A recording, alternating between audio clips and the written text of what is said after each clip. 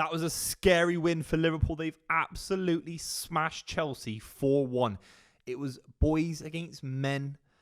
It was on one level embarrassing for Chelsea how bad they were at points in this game.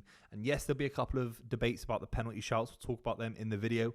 But in reality, I think Liverpool absolutely smashed Chelsea to oblivion. I really do. I think it was poor. And they even missed a penalty, Liverpool. So we're going to talk about why this was such an important win for Liverpool, especially with the Jurgen Klopp thing. I know I've talked about it a bit on this channel, but the reality is that that's the first big test since Jurgen Klopp announced. I think there's now no doubt that we're going to get a Liverpool side at 100% after the announcement of his leaving. The Norwich City game is obviously his first game after announcing, especially at Anfield. But this was a test because Chelsea haven't been bad. They're in a League Cup final against Liverpool. God help them in a few weeks. Let's just start off with an overview. I think Liverpool were able to pass so quickly through Chelsea's midfield. It was a little bit embarrassing in terms of how Chelsea set up. Caicedo, Enzo Fernandez, they looked so far out of it. Conor Gallagher, balls were just being played around the corner, through the lines so quickly. I don't know if that's down to Liverpool's brilliance or Chelsea's gaps in midfield, but it was, at points, it was a little bit, it was so porous. It was so bad defensively from Chelsea, in my opinion. Obviously, Chelsea got the other end, and there could have been a penalty for Conor Gallagher. I'm not 100% sold on that one. I think the second penalty shout for a stamp, I think it was, forgotten who, but for me, that was a bigger penalty claim than Conor Gallagher. But either way, Diego Jota finds himself in a little bit of space where he's trying to 1-2 it around Thiago Silva by himself, which you should never be able to. No striker should ever be able to play against Thiago Silva and think, hang on, I'm going to be able to try and just run through. And he does it in a very Diego Jota kind of fashion, a little bit clunky, a little bit kind of bounces up a little bit. And Chelsea, you could argue, get a little bit lucky where the ball lands, because it lands obviously on Jota's left foot. But it's really, really, really poor defender from Thiago Silva. I looked at him there and I thought, this is a guy who's a little bit old now. He's a little bit done. And I haven't thought that even when he was 37, 38. I think he's 39, 40 now. And I just thought, wow, he lacks the impact. He lacks the physicality and the aggression a little bit to get that big challenge in. He's not been bad this season for Chelsea, but it was a moment where I thought the pace of the game got to him a little bit, in my opinion. It was shocking defending. Obviously, VAR had to ruin the moment for that goal. Conor Bradley, who was man of the match today, absolutely exceptional. I've talked about him before. I think he's Trent 2.0, and Trent's young already. You know, how can there be a second generation of a great Liverpool player, and that great Liverpool player is what, mid-20s? That's how good Trent's legacy is, and that's how good that mould of the powerful attacking right back for Liverpool has been. He is absolutely superb. His ability to finish, his ability to tackle, his ability to lead the line, his pace, his recovery pace is superb. He links up play very well. He reminds me a little bit of young Philip Lahm. Absolutely incredible today. And he looks scary good. The finish into the bottom of the net, it was better than what Darwin Núñez was able to produce. You know, Darwin Núñez is not coming up with the goods with these finishing. How has he not even gotten the score sheet? I'm looking at the score sheet. He's not even scored a goal in this game. He obviously had a penalty. It could have been 3-0, I think, to Liverpool at the time, and he didn't really. He didn't take it well, did he? Hit the post. He didn't take anything well in the game. But you still get the sense that he creates so much weird space. I don't really understand how he does it. In a normal football realist world, if you're not having a good game as your striker because he's not hitting the target, then he should get hooked off. But in the Liverpool system, it kind of still creates a lot of chaos. I think it's an overused word in football analysis, but it's almost like randomness. It's almost just random, and it almost creates it creates disharmony amongst defensive lines, in my opinion. Did he have a good game today? In my understanding of football, no, he didn't have a good game today because he missed 2 or 3 chances and missed a penalty. But in the Jurgen Klopp system, which is a little bit slapdash, it kind of brings different players of different qualities together and he kind of molds them into a Jurgen Klopp system. It's a little bit abstract, if you will. It did work today. I thought he caused Badiashile a lot of problems. I think he caused the left back a lot of problems for Liverpool as well. So Ben Chilwell, of course, I think he created issues all across the front line. So they've got a big issue, Chelsea, defensively, of how they play these games, especially the one against Liverpool at Wembley, because they can't shut up shop. They're not good enough to be. What did we say about Man United last season, where I thought they were a little bit ugly at points and they were a little bit flat and they played counter-attacking football? You could definitely say that Ten Hag got some sort of tune out of them, because they got to 2 cup finals.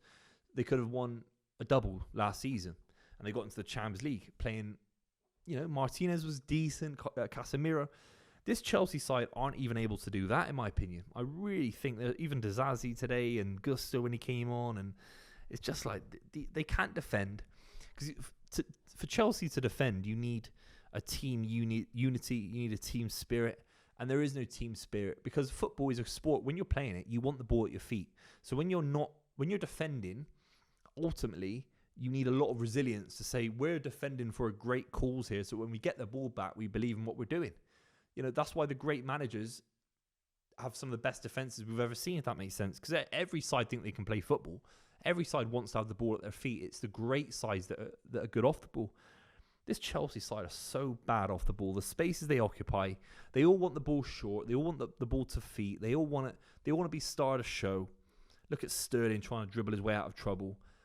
The basics of football have gone out of Chelsea, and that has to lay at Pochettino's feet, because Liverpool today were very, very good at picking apart the basic fundamentals of football. I think Chelsea getting really deeply, deeply wrong. 4-1 scoreline. Dominic Szoboszlai in the second half, great little finish in the box. He's been superb for Liverpool, a bit like a Steven Gerrard or a Frank Lampard type, arriving in the box late, getting that finish. He is a very, very, very good player, and I like him a lot, and I think he'll be one of those kind of signings that will be the long-lasting impact for Jurgen Klopp long-term. He will be the gift that Jurgen Klopp gives Liverpool long-term, but there are quite a few. Trent is a gift. Konate is a gift in terms of their age. Andy Robertson is still in a period where he could be there for 3, 4, 5 years. McAllister's a gift. Diaz, Nunes, Gakpo, all these players will outlast Jurgen Klopp for obvious reasons, but they will create a legacy at the club where I still think they can carry Liverpool onto bigger and bigger things, because I think Dominic Szoboszlai is going right to the top of the game, in my opinion. I think he'll end up being a world-class midfielder. I think he's very, very good. It was a good little finish as well.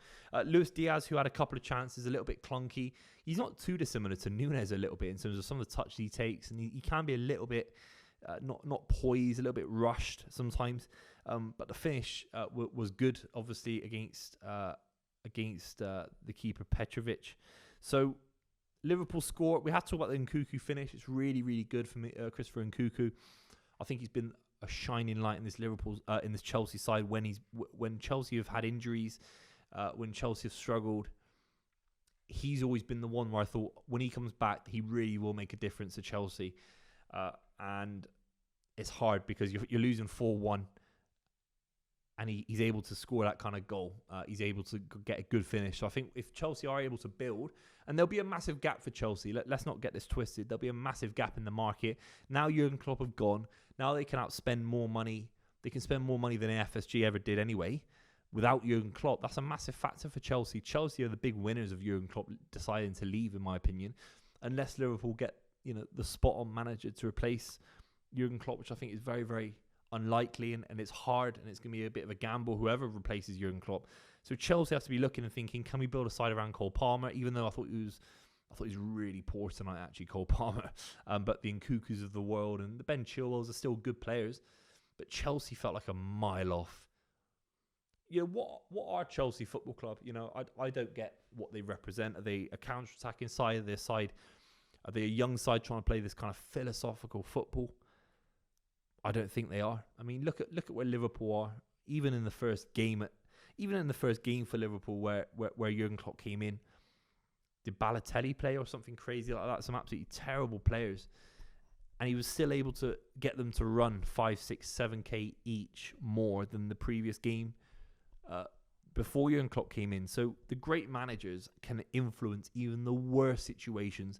Man United was in a bad situation before Ferguson came. It took them 4 or 5 years to even win the Premier League with him there. They hadn't won the league title for a quarter of a century before he came in. So there are mountains of evidence of big clubs, great clubs in Chelsea's respect to being European champions twice, being in a real hole, a real rut. And then I look at what Pochettino actually does on the pitch with the assets that he's got. A lot of those signings aren't his fault. A lot of those signings are really, really poor. And I think he's a mile off Jurgen Klopp. He really is. He's a mile off where Liverpool were in the first couple of years. Even as a side trying to build up to winning the Champions League, trying to build up to winning the Premier League. And then out of nowhere, they became a force. It might be harsh that we discredit Pochettino. I discredit Pochettino so early, but I still think you could be getting a lot more out of them. There were points today where Liverpool were head and shoulders, not the washing up, not the shampoo brand, but the actual ability of Liverpool to be so much better than Chelsea in this game. It's a big game for Chelsea. You know, they got to look at this as ammunition for the League Cup final. They've just got to the League Cup final. They're buoyed by it. And look at Liverpool just gliding through. A couple of key performances today. McAllister in midfield, absolutely superb. The way he keeps them ticking along is fantastic. Curtis Jones, underrated. Does he go to England? Does he go to the England setup? That would be very interesting as well, because I think he's having that kind of season where you could definitely see him in midfield. I'd rather him in the midfield selection for the England squad than Jordan Henderson. I really would, because he's got legs. It would be a big statement about youth. He's obviously got, you know, the likes of Trent will be going as well, who absolutely has to be going to the Euros based on how good his season is. I wish Conor Bradley was English, because he'd be going to the Euros. He'd be starting for me up front. That's how good finishing he is. So there's a lot of credit for Liverpool and the likes of Curtis Jones, Szoboszlai, McAllister. That midfield is clicking 1,000,000%. And always Curtis Jones is the first name on the team sheet in midfield on some level. So yeah, very, very interesting game. Jota scores again. Núñez was creating havoc. Diaz scores again. The front three's clicking, and they're far more dangerous than Arsenal. They're top of the table, Liverpool, and they put a lot of pressure on City, who had to win against Burnley. I know it's Burnley. I'll be doing a video about where Man City are later in the week. But it was a huge game for City, because you feel that any kind of banana skin there, which is obviously unlikely. Burnley are absolutely shocking. I think City are on a real knife edge at the start of last calendar year, where I thought, okay, next week Arsenal are going to drop points. Next week Arsenal are going to drop points, and it happened. You know, they beat Bournemouth last minute, but then they did drop points to the likes of West Ham, to the likes of Liverpool, to the likes of nearly lost to Aston Villa as well. This Liverpool side could genuinely just keep winning. They really could. And then City have to go to Anfield and try and beat them as well. So this Liverpool side, absolutely scary. Very keen to see what you think in the comments down below. But it's very, very worrying times if you are an Arsenal fan, Man City fan. 'Cause this Liverpool side, this Liverpool machine, keep rolling on. If you're new to the channel, make sure you subscribe. We really appreciate it. I'll see you very, very soon.